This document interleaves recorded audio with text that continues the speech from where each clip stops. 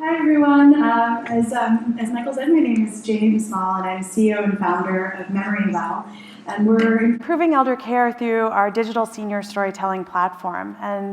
But I think, like most people here, the reason why I went into senior care is an intensely personal one. I found that one of the things I love about this industry is that most people have a story about why they got into this, and they really have a cause and a purpose and a meaning for being here, and they're usually really passionate about it. So my sort of story and what led me to this room in this industry is that I was my father's primary caregiver for the last 5 years of his life, and he had Alzheimer's. And my dad was diagnosed with Alzheimer's when I was still a senior in college. He was 58, and he had early onset. And my mom cared for him for the first 10 years after that diagnosis. But like 40% of dementia caregivers, the stress of caregiving grew too great for her. And she actually ended up dying of the stress. And so she had a stress-induced brain aneurysm at the age of 59 in 2011, and I became his caregiver after that.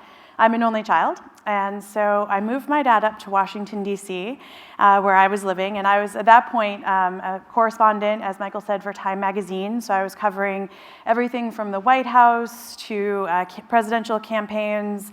I was actually starting to spend a lot of time in the Middle East as London bureau chief. I was covering the Egyptian revolution, the revolution in Libya, the Arab Spring, and so I was really all over the place, and it was really hard for me to care for my dad at that moment. It also was really hard for me to care for him because, frankly, he always thought I was my mother, and so he would propose often and get down on one knee, which was really sweet because it meant that they had a really great marriage, but it also meant that if I said yes, he would want to like make out with me, and if I and if I said no, he would like fall into despair that the love of his life was saying no to his marriage proposal. And so it was really hard to care for him, for me in those moments. And so eventually I moved him into care. And the first community he was in was great, but he got violent, as happens with about anywhere from 20 to 50% of those living with the disease. He got some pretty bad behavioral issues, and eventually he got kicked out of that community. He actually punched a nurse, nearly broke her jaw, like escaped the community. 5 hours later, police and firefighters found him sort of a few miles away, wandering down one of the main streets in Washington, D.C., Connecticut Avenue, near Politics and Prose, of course, with no pants on. And eventually, so I had to find him in a new community at that point. And the new community, there are not many places that take very sort of violent Alzheimer's patients, and so the one that I found him was actually a few miles away. It was about 50 miles north of where I lived in Washington. And that community asked me to fill out this enormous 20-page questionnaire about his life. And I was sitting there trying to write down these answers, thinking, you know, gosh, I'm a writer with Time magazine, and I challenge anybody to answer some of those questions well. Like, describe your parents' 50-plus year marriage in 4 lines. And like, I mean, it's seriously challenging. That's like haiku. Like, where do you say they like to take drives on Sundays? They fought over spicy food. I mean, what's relevant there? And then B, who was ever going to read and remember 20 pages of handwritten data points for the more than 100 residents there? Nobody, right? And so instead, I wrote down his story. It was 1 page, double-sided. I printed it out and handed it out to all of his caregivers, and I was like, this is my dad, because he really couldn't tell his own story very well at that point, couldn't introduce himself to people. And they loved it. They remembered it. They told each other about it. 2 of his caregivers were Ethiopian, and they'd had no idea that my father had actually lived in Ethiopia for 4 years early on in his career with the United Nations. And they became his champions. They would sit for hours and ask him what it was like to work with Emperor Haile Selassie and what the Empress was like. And Dad loved it because he remembered Africa still really well at that point, even if he didn't remember last week or last month or last year.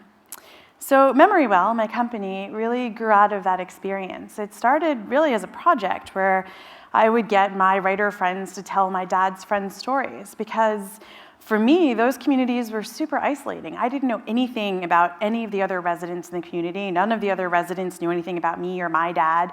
None of the staff had any idea about any of these folks. And those, questionnaires that we had filled out, which really specifically were there to, I think, help, get the staff acquainted with my dad so they could address his behavioral issues, they never really accessed them. They just sort of sat there gathering dust in binders.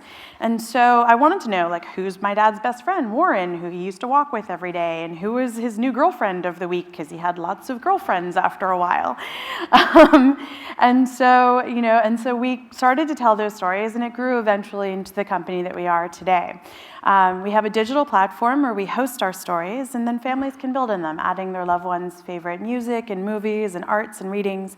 So whomever is sitting with them, whether it's a paid caregiver or a grandchild, has a whole toolbox of things with which to engage that person.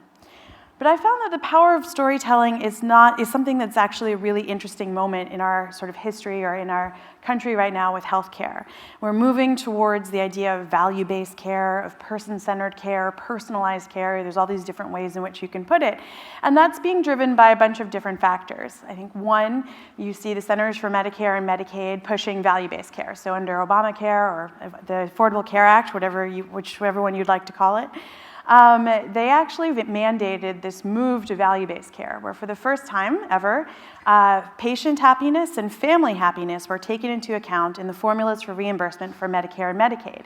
And so a lot of those questions of patient and family happiness were questions of how well known do you feel by your providers, or how well known do you feel by your home care aides, by your doctor, by those around you. And so as those formulas to star ratings or for reimbursement in other ways are figured out, suddenly all of healthcare is trying to figure out, how do we show that we're value-based care? How do we show that we're putting the person in the center of care and really and not the diagnosis? And then, so you've seen this movement more towards value-based care in large part because of those star ratings and because of those, those reimbursement formulas that really came into effect starting, I believe, in 2010 and 2011.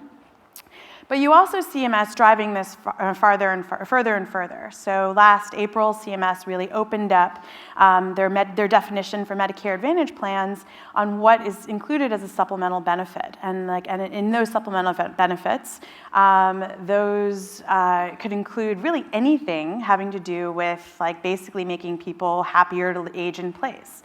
And so as CMS has more successfully incentivized folks to age in place, which is really the goal here, right? You want to make people happy, you want them to age in place, you want them, because caring for them in facilities is much, much more expensive. So as they're successfully incentivizing people to age in place, one of the sort of unfortunate byproducts of that is social isolation and depression. As they're at home and their friends die off and those around them, their families, not in touch so much anymore, they get really isolated and depressed, and that's really dangerous. They say being depressed and socially isolated is akin to smoking half a pack of cigarettes a day. It's that dangerous. And so in order to address that, what CMS has done is opened up the definition of supplemental benefits from things like pills and injections for diabetics and needles and things like that to really almost anything that's going to be proven to make people less isolated, make them happier, whether it's online yoga classes with your grandkids, remotely appearing on the screen, or whether it's art classes, or whether it's something like us, storytelling that can help connect you with your in-home caregivers. And so one of the things that people always ask me about storytelling and about why we do what we do is essentially, isn't this a nice to have? Isn't it this sort of something that, it's nice, but we have questionnaires, or we do this in different ways? And I actually argue to them that this is actually beyond a nice to have. This is something that's essential for care these days. Because the other reason why we're moving towards person-centered care and towards personalized care is because consumers are demanding it. The baby boomer generation wants to be known. They want to be treated like the people they are, and they want people to know who they are, and they won't accept the idea that they're just, one in a nameless, faceless sort of, factory of people coming through the healthcare continuum. They want their care to be more individualized. They want it to suit their personal needs. And so we've seen that certainly with MemoryWell as we've moved forward and finding different ways to use our stories that really has surprised even me. And I hadn't imagined that our stories could be used in, for example, data sets as a collection of data or as algorithms. And that's something that we've suddenly found is really powerful and can really impact care. So what do I mean when I say by that? I'll tell you some examples of how stories can be used in very, very different ways. So in healthcare itself, in senior care, when we began selling, people were sort of like, oh, I thought I would sell that our main clients would be those who are the frontline caregivers, right? Like the people who are caring for my dad, like his Ethiopian caregivers. It turns out that actually the people who had the most interest in our stories in senior care were the sales and marketing folks, because they were like, hey, the number one reason why people don't put their loved ones into senior living is they don't actually believe that they're going to be known and treated like the person they know and love. And so to say to them, say to families, not only will we know your loved one, but we're going to have a professional writer tell their story, you get to build on that story. It goes a long way to sort of saying this is a great place for mom.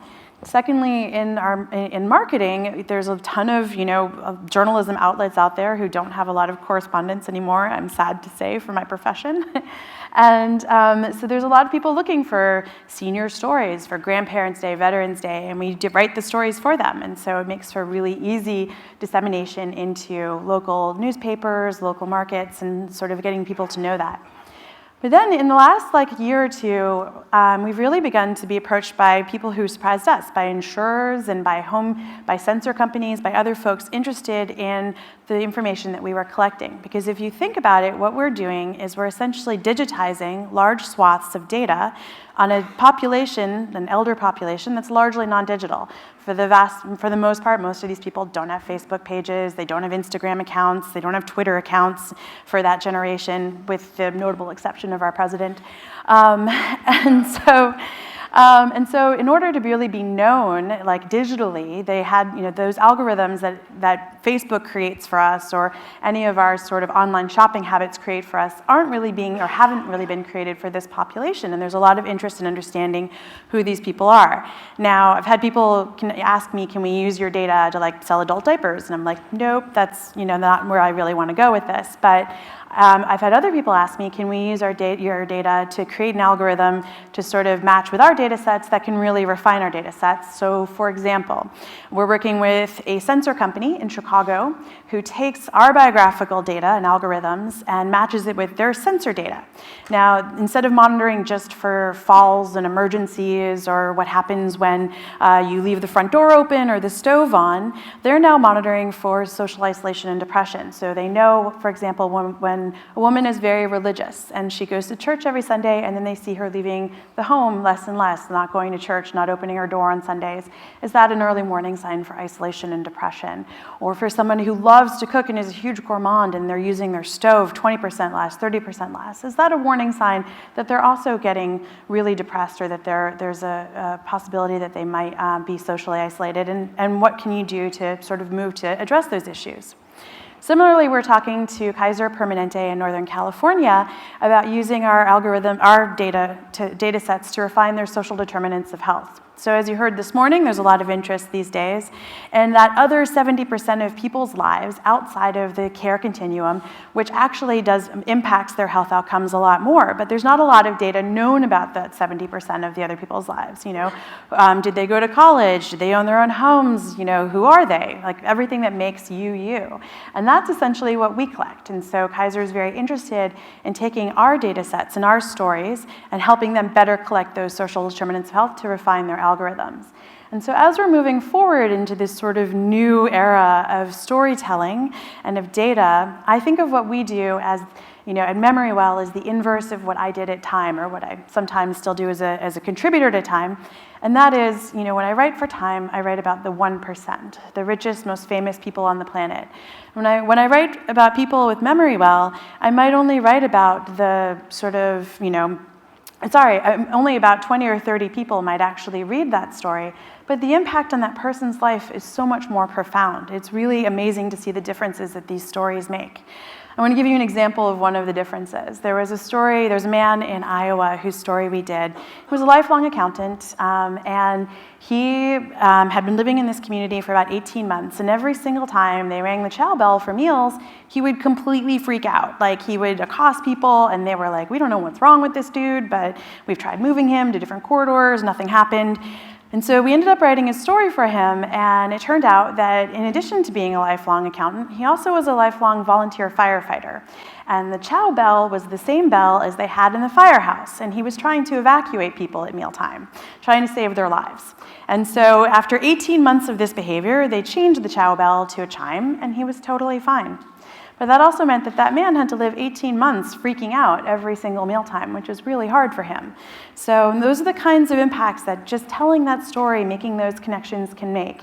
And I think it's super, for me, meaningful and important to be able to tell all of those individual stories in the very basic ways of just being able to build that empathy between caregivers and between families coming in, reading about each other, actually forming community for the first time, whether it's knowing, that, my dad's friend Warren went to the same college as my cousin is going to right now, or whether it's being able to get Warren's friends or Warren's family to bring my dad cupcakes when I can't visit. Those are the kinds of communities that I think are really much more successful and much more personally tailored to seniors and to what people want when they envision a senior living community, and not the very isolating, sad places that exist.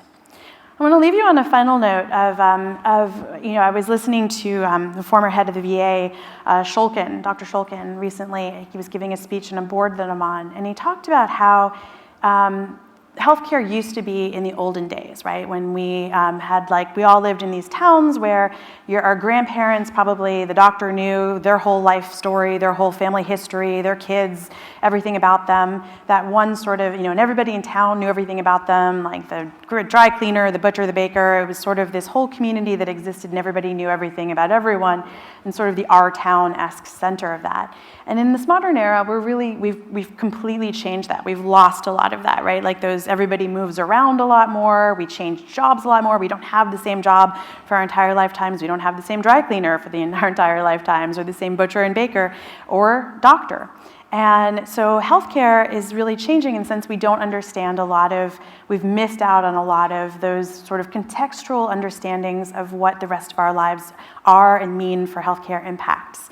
And a lot of that is made up in the flack of, a lot of that flack is made up in our technology, right? Our phone will tell us, will tell everybody else our preferences. Our phone understands our smartphones, and the internet tells us what we like, what we don't like. It tells our dry cleaners what we like. It tells, the sort of doctors generally, theoretically, what we like.